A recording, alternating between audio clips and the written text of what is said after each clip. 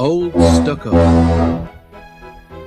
The Fat Controller preferred steam engines on his railway, but he found diesels useful because they could pull either coaches or trucks. "You're versatile," he would say to them.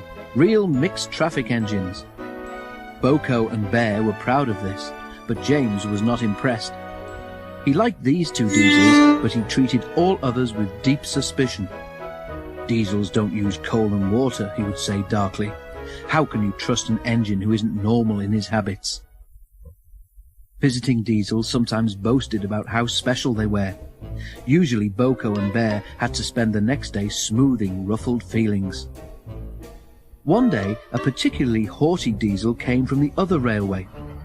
When the visitor found that he was to share the shed with steam engines, he stopped outside in disgust and refused to go any further. "Why on earth does your controller keep such out-of-date objects?" he growled rudely. "Dirty, smoky, slow things. Ugh!" He shuddered delicately.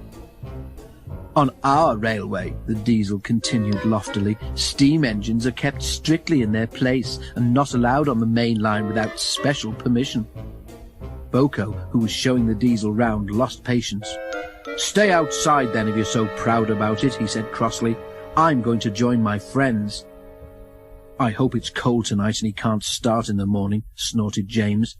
"At least someone might want to preserve us. Who'd need him? Old stuck-up." The engines were glad when morning came. They went to fetch their trains as early as they could, and the visitor was left alone. "That's better," he purred to himself. "How can an engine rest in all that hissing and clanking?" The cleaning equipment and fuel supply were in the part of the shed which Boko and Bear shared. Old Stuck-Up was so full of self-importance that he'd forgotten he would need cleaning and refueling before he went home.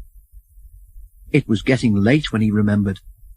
"If I go in now while the shed is empty," he said to himself, "no one will know I've been." He scuttled forward quickly, too quickly. The rails where Bear and Boko had stood were oily, and when he tried to stop, he couldn't.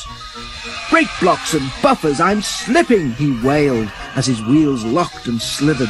He shut his eyes as, with a despairing whoop of horror, he crashed into the wall at the end of the shed. The diesel was not badly damaged, but a dreadful draught came through the hole in the wall.